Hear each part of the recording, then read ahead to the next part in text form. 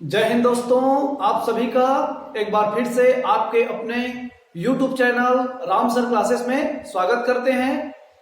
तो हम लोग कक्षा 10वीं में अध्याय दूसरा पढ़ रहे हैं। कहने का मतलब चैप्टर दूसरा, दो चरों का रैखिक समीकरण। तो हमने इस अध्याय दूसरा में प्रश्नावली पहला, प्रश्नावली दूसरा मतलब एक्सरसाइज फर्स्ट और एक्सरसाइज दूसरा को हमने कंप्लीट करा चुका है। अब इसी में हम लोग एक्सरसाइज तीसरा पढ़ेंगे आज, मतलब प्रश्नावली तीसरा। तो प्रश्नावली तीसरा में जो प्रश्नावली में प्रश्न है उसको सॉल्व करने से पहले उसमें कुछ उपयोग होने वाले सूत्रों को मैं पहले आपको समझाता हूं, फिर उसके बाद हम लोग प्रश्नावली से प्रश्न को हल करेंगे। ठीक है, तो चलिए इसमें उपयोग होने वाले सूत्र, 3 सूत्र इसमें उपयोग होता है। समझते हैं कि 3 सूत्र क्या है। तो देखिए पहला सूत्र इसमें क्या होता है, इस प्रश्न को सॉल्व करने के लिए जो है, इससे पहला सूत्र हमारा उपयोग होता है एक अद्वितीय हल प्राप्त करने के लिए। एक अद्वितीय हल के लिए।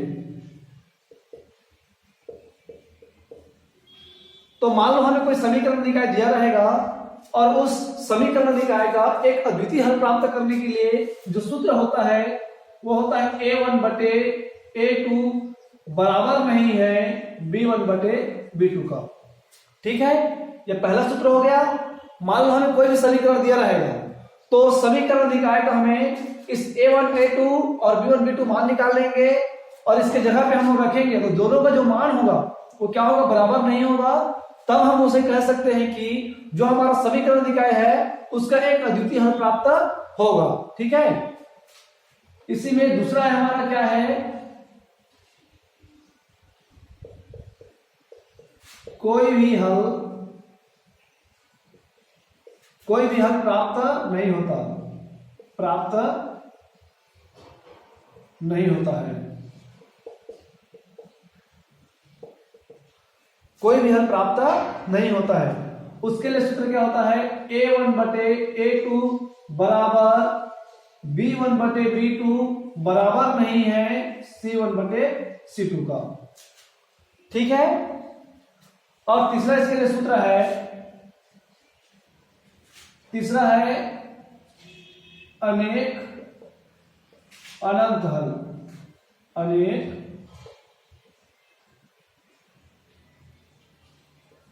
अनंत हल। अब अनेक अनंत हल के लिए सूत्र क्या हो जाता है, a1 बटे a2 बराबर b1 बटे b2 बराबर c1 बटे c2। तो इन तीनों कंडीशन पे जब सेटिस्फाई करता है, मतलब जो हमारा समीकरण निकाय है, तो इसमें क्या होता है, हमें संपाती रेखा मिलता है। ठीक है, किसमें, जब समीकरण निकाय के हमें अनेक अनंतता हल मिलते हैं तब उस समीकरण निकाय के हमें क्या मिलते हैं, संपाती रेखा। और इसमें क्या मिलता है, 2 समांतर रेखाएं। ठीक है, और इसमें एक दूसरे को जहां पर क्या इंटरसेक्ट करता है, मान लो हम यहाँ पे ग्राफ खींचते हैं तो क्या करता है, जहां पर वो इंटरसेक्ट किया वही मान लो यहाँ पर 2-3 इंटरसेक्ट करता है, तो इसमें क्या हो जाएगा, एक अद्वितीय हल प्राप्त होता है हमें। ठीक है, तो चलिए हम लोग समझते हैं, क्योंकि पिछले वीडियो लेक्चर में मैंने आपको आलेख विधि बताया था। तो इसमें हम लोग एक प्रश्न लेते हैं समझने के लिए। इसको मान लेते हैं हल दिया है हमें एक प्रश्न, हमारे पास में एक प्रश्न है 3x + 5y 3x + 5y = 12 और 5x + 3y = 4। अब हमें ये प्रश्न में ये पूछा जा रहा है कि ये जो समीकरण निकाय है इसका क्या है, जो समीकरण निकाय है ये एक अद्वितीय हल इसका प्राप्त होगा, इसको आपको सिद्ध करना है। तो चलिए इसको हम बनाते हैं। सबसे पहले यहां क्या लेंगे, यहां a1 बराबर, ये जो समीकरण हमारे यह होगा, मान लो समीकरण पहला ये होगा हमारा समीकरण नंबर दूसरा। तो समीकरण निकाय का जो प्रथम है ये इसको हम लोग मानेंगे a1 बराबर 3 और ये हमारा जो दूसरा एलिमेंट है क्या हो जाएगा, ये b1 बराबर 5। इसमें का पहला को मानते हैं हम लोग a2 बराबर 5 और b2 बराबर इधर कितना है 3 है। अब देखिए चूंकि हम जानते हैं एक अद्वितीय हल प्राप्त करने के लिए, चूंकि एक अद्वितीय हल प्राप्त करने के लिए, हल प्राप्त करने के लिए उपयुक्त सूत्र क्या होता है? यह सूत्र होता है पहला वाला, a1 बटे a2 बराबर नहीं है b1 बटे b2 का। तो बस मान रख दीजिए a1 का मान कितना है 3 बटे a2 का मान कितना है 5 बराबर नहीं है b1 का मान कितना है 5/3। देख सकते हैं यहां से क्या एक दूसरे के बराबर है। यहाँ पर हमें कितना मिला 3/5, यहाँ पे कितने मिल रहा है 5/3। तो दोनों तो बराबर नहीं है, दोनों का मान क्या होगा डिफरेंट आएगा। तो इसलिए हम कह सकते हैं कि जो हमारा समीकरण निकाय है उसका क्या है अद्वितीय हल प्राप्त हमें होगा। ठीक है, तो मेरे ख्याल से आपको ये पहले वाला एक अद्वितीय हल प्राप्त करने वाला समझ में आ गया होगा। इसी में हम लोग समझते हैं अनेक हल के लिए, मतलब कोई भी हल प्राप्त नहीं हो इसके लिए हम लोग एक समझते हैं, एग्जांपल लेते हैं। ठीक है,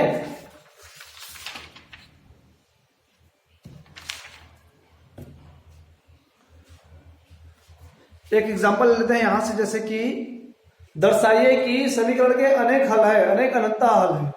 जैसे कि हमारे पास में क्वेश्चन दिया यहां पर,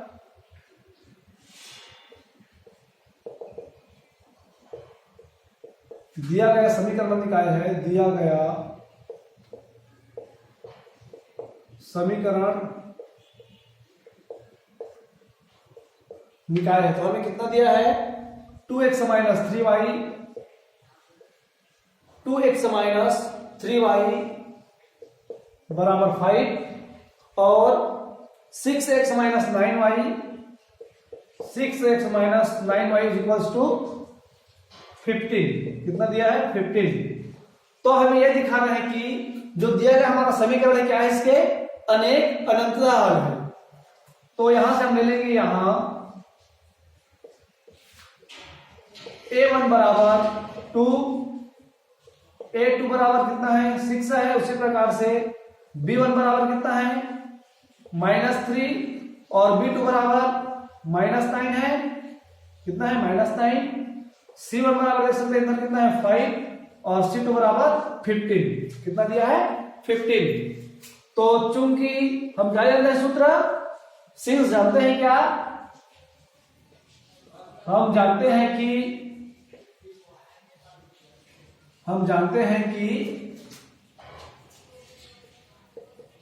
अनेक अनंतता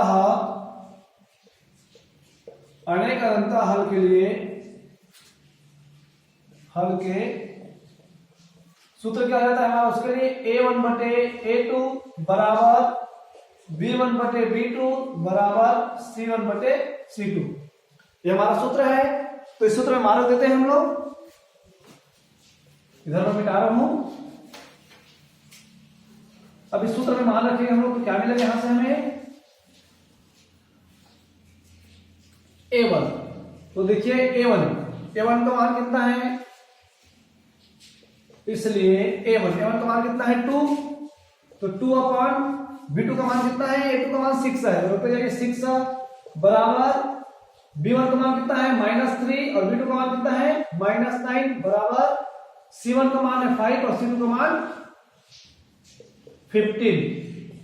यहां से घटाएंगे, देखिए 2 एकम 2, 2 तिया 6, यहां मिलेगा हमें 1/3 बराबर माइनस माइनस तो प्लस हो गया, तो 3 एकम 3, 3 तिया 9, तो यहां से क्या मिला 1/3 बराबर 5 एकम 5, 5 तिया 15।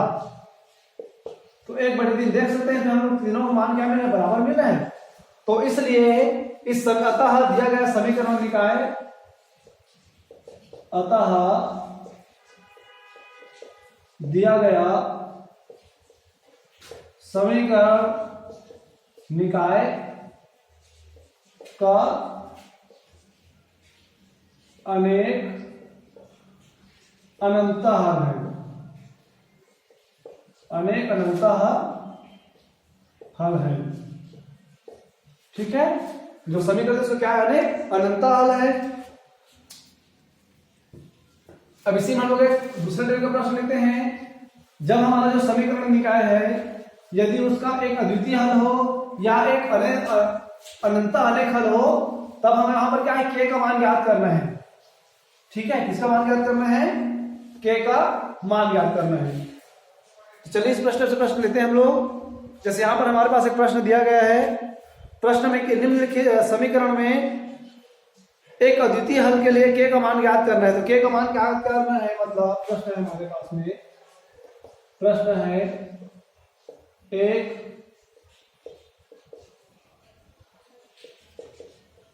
एक अद्वितीय हल के लिए, एक अद्वितीय हल के लिए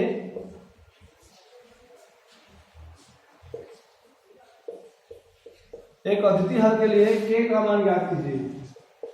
k का मान ज्ञात कीजिए। तो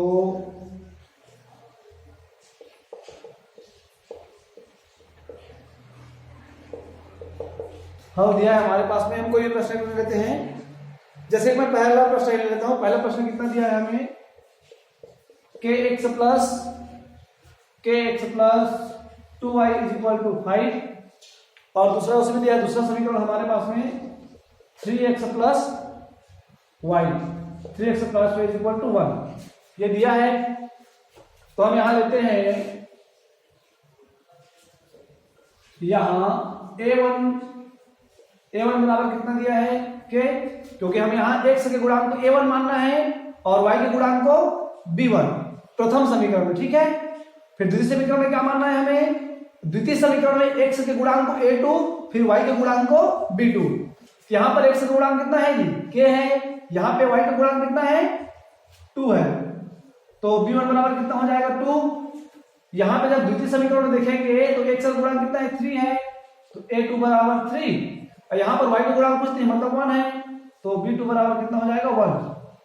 ठीक है, और चूंकि हम जानते हैं सूत्र क्या होता है, चूंकि हमारा सूत्र होता है a1 upon a2 is not is equal to b1 upon b2 का, तो इसलिए a1 का मान कितना रखते जाइए, k बटे a2 का मान कितना है, 3, बराबर नहीं है, b1 का मान कितना है, 2, और b2 का मान कितना है, 1। अब आगे क्या करेंगे, तिरक गुणा करा दो, इसके से गुणा कराएंगे तो k कम k हो जाएगा, प्लस माइनस ये कितना होगा, 3 गुणित 2। यहां मैं लिख देता हूं, तिरक गुणा करने पर तिरक गुणा, तो ये हो जाएगा k बराबर नहीं है, सॉरी, ये हो जाएगा 6। तो देखिए हमें क्या बोला है, यदि जो हमारा समीकरण निकाय का एक अद्वितीय हल हो, तब हमें क्या है, k का मान हमें ज्ञात करना है। तो हम जानते हैं एक अद्वितीय हल के लिए क्या होता है मान, a1 बटे a2 बराबर नहीं है b1 बटे b2 के, तो k का मान कितना मिला हमें, k बराबर नहीं है किसके, 6 के, k बराबर नहीं है मतलब 6 के। तो इसी k के अलावा अतिरिक्त इसके मान में क्या होगा, एक अद्वितीय हल हमें प्राप्त होगा। ठीक है, हम आज के इस पूरे वीडियो लेक्चर में प्रश्न नंबर 3 को पूरा समाप्त करेंगे। ठीक है, आप लोग इसको ध्यान से समझते जाइए और इसके नोट्स जरूर बनाना आप लोग, ताकि नोट्स जो है हर एक विद्यार्थी का बहुत बड़ा हथियार होता है एग्जाम के टाइम का, और बहुत हेल्पफुल होता है वो। ठीक है, एग्जाम के पॉइंट ऑफ व्यू से देखेंगे आप लोग, तो आपको जो नोट्स है वो आपको एग्जाम में बहुत हेल्प करता है। हमने तो समीकरण निकाय के, जब हमारा जो समीकरण निकाय का एक अद्वितीय हल प्राप्त हो तो उसके लिए k का मान ज्ञात करना निकाल लिया। अब यदि समीकरण निकाय, यदि समीकरण निकायों के लिए k का मान ज्ञात, जबकि समीकरण निकाय के क्या है, अनेक हल हो, क्या हो, अनेक अनंता हल हो। ठीक है ना, तो इसके लिए मैं प्रश्न लेता हूं यहां पर,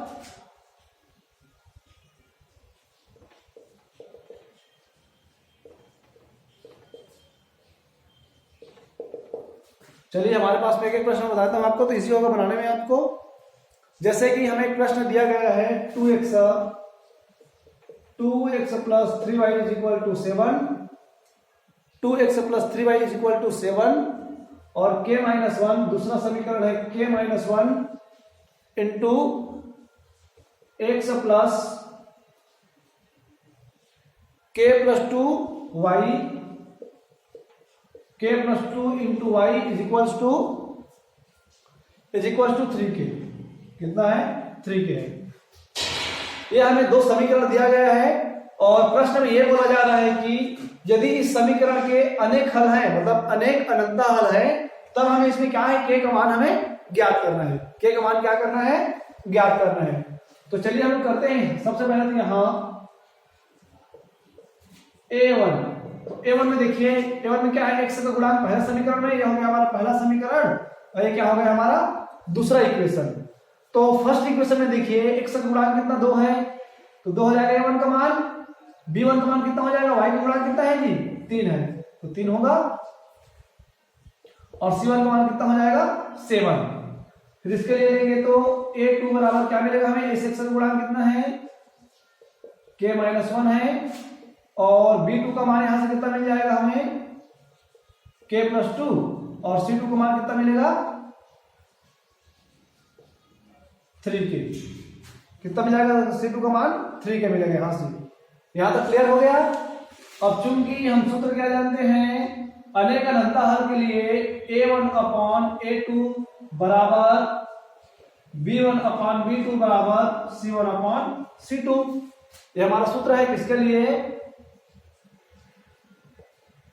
अनेक अनंत हल के लिए। ये हम सूत्र जानते हैं किसके लिए, अनेक अनंत हल के लिए। इसलिए देयरफॉर a1 का मान देखिए यहां पर कितना है 2, तो 2 अपॉन a2 का मान कितना है यहां से k-1 बराबर b1 का मान कितना है 3 अपॉन b2 का मान कितना है k प्लस 2 बराबर c1 का मान कितना है 7 अपॉन c2 का मान कितना है 3k। कितना है 3k है। तो सबसे पहले क्या करेंगे, हम इन दोनों के बीच में अनुपात ले लेते हैं। तो क्या हो जाएगा 2/k-1 बराबर 3/k प्लस 2। तो तिर्यक गुणा करा देते हैं, यहां से तिर्यक गुणा कराने पर, तिर्यक गुणा करने पर तिर्यक गुणा करा दीजिए। तो गुणा करेंगे तो कितना हो जाएगा, ये 2k प्लस 2 बराबर 3 इंटू k-1। तो यहां से गुणा कराएंगे तो हो जाएगा 2k प्लस 4 बराबर 3k-3। अब यहां क्या करेंगे, इस 2k को 3k की तरफ ट्रांसफर करेंगे, -3 को 4 की तरफ, तो कर दीजिए। तो ये हो जाएगा 3k-2k बराबर 4 प्लस 3। तो यहां से क्या बचेगा, 3k में 2k को माइनस करो तो k बचेगा, k equal to 7। k equal to क्या मिला हमें 7 मिल गया। ठीक है। अब दूसरा अनुपात देंगे हम लोग।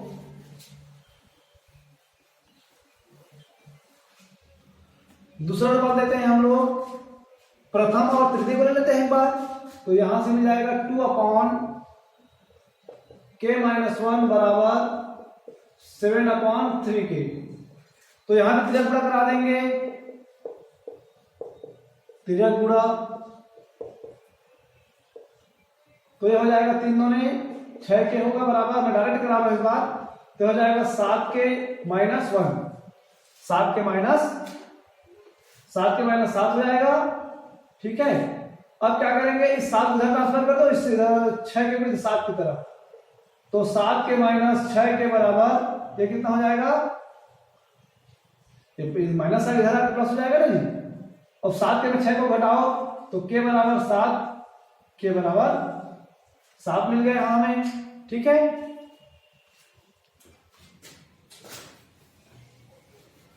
हम लोग तीसरा अनुपात लेते हैं किसके, दूसरे तीसरे को लेने पर। सबसे पहले हमने क्या लिया, पहला दूसरा को लिया, फिर दूसरा में क्या लिया हमने, पहला और तीसरा को लिया।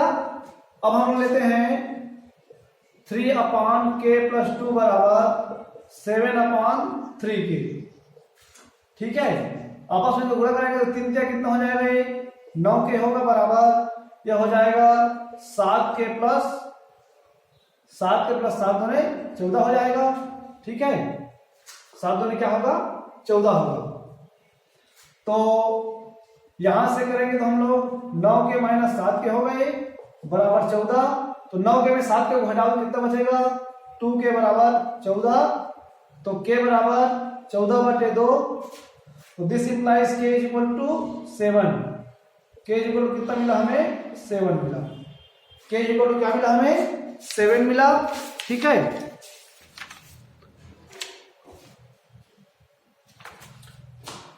अब देखिए k का वही मान जो है संतुष्ट करेगा, ठीक है ना, k का वही मान जो है सत्य होगा जो सभी समीकरण को क्या करे, संतुष्ट करे। तो यहां पर देखिए यहां भी k बराबर 7 मिला, यहां भी k बराबर 7 मिला, और इससे पहले भी हमें क्या मिला था, k बराबर 7, तो अतः हमारा समीकरण निकाय का जो हल होगा, है ना, तो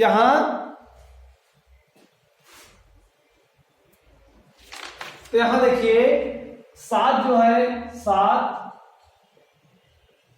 तीनों समीकरणों को संतुष्ट करता है,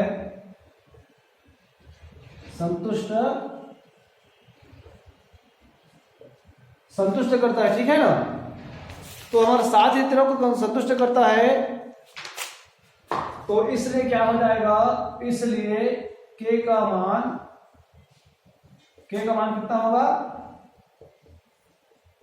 7 होगा, k का मान कितना होगा, 7 होगा।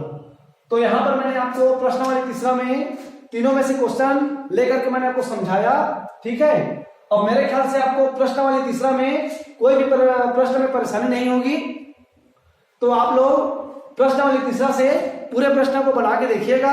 जितने भी प्रश्न आपसे नहीं बनेंगे उसको हमें कमेंट बॉक्स में आप लोग बताना, ठीक है। फिर से उस क्वेश्चन को हम आपको सॉल्व करके बता देंगे।